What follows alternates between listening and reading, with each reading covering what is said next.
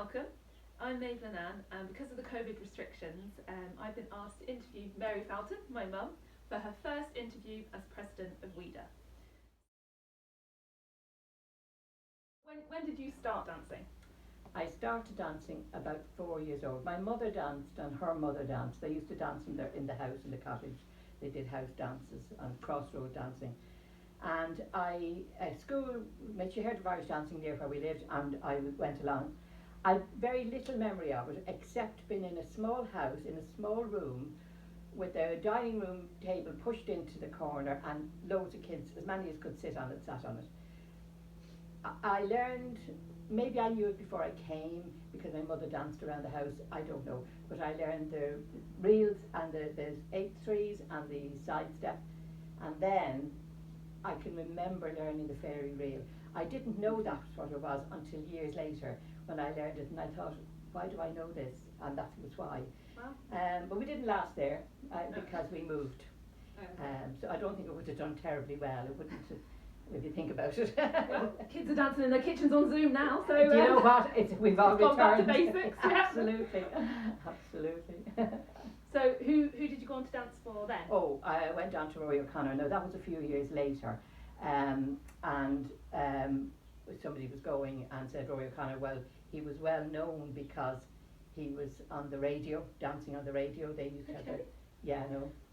We'll talk about that in a bit, maybe. We'll talk about that in a bit. He danced on the radio, and so he was also well known as a dancer because he was very promising, very young, and when his first competition was the All Ireland, and he won it. Oh. And he went to Lily Comerford. Now Lily Comerford had travelled, now we're talking about nearly 100 years ago, if not 100 years ago.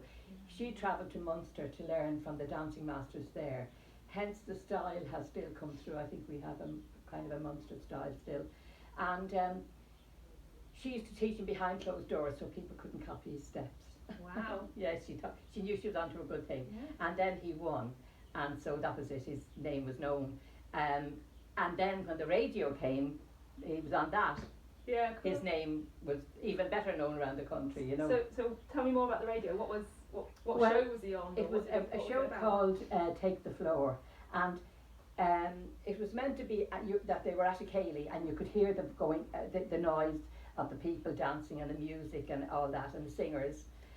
It was compared by Dinjo, Dennis Fitzgibbon. We had to kind of bow to him a lot when we went, and but the dancers would dance in heavy shoes, a ceilidh dance.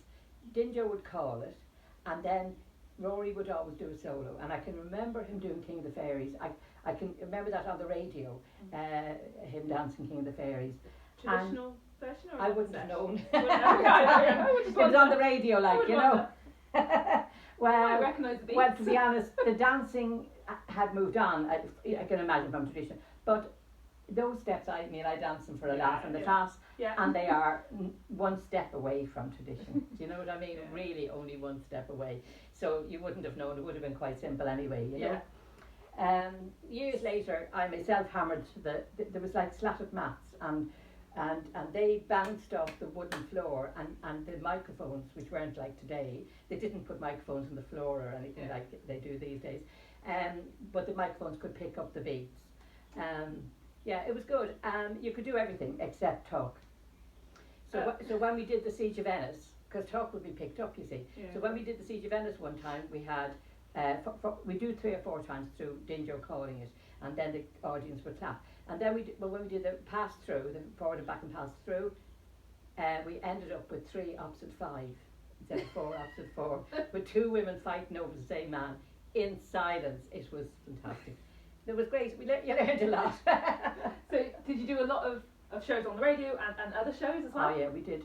Rory had been born in the Liberties, and Dublin was very much a town, and people knew each other from different areas growing up. So obviously other people, producers and directors of shows and artists they knew each other from years back. And so anytime they wanted dancers, we were there. We danced Jury's Cabaret 7 nights a week from May till October. We danced tribute shows to other artists. some of these variety artists trusts would do a show because somebody was like not very well or not earning enough money, you know, that kind of thing. So we did all of those fundraisers, in the Metropole, for instance, which is not there anymore in Dublin. We danced when the astronauts did the world tour. We danced for them in Dublin. So anytime they wanted dancers, they would ask Rory. Yeah. So we were there, and we even made a film with Bing Crosby. Wow. There you go. Nearly famous. Nearly famous. And the thing is, I've been watching his black and white films with my mother for years, so I love Bing Crosby. You were in awe. Only he'd aged when I met him. But anyway, I got his autograph. But he, we never saw it in Ireland. It was made for television, and they had all the Guinness Choir and all the best artists and everything like that, except we never saw it. But 40 years later, they put it on DVD and we bought it in Dublin Airport. Wow.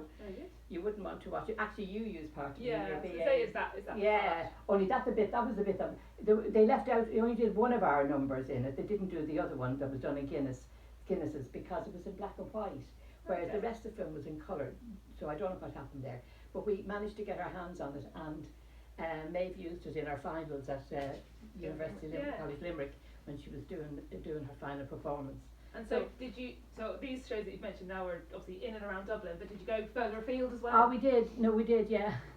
We did St. Patrick's Day in most countries, actually. But I flew on a plane for the first time to Wolverhampton, to Birmingham. And I mean, how wonderful was that when I was 12 or something.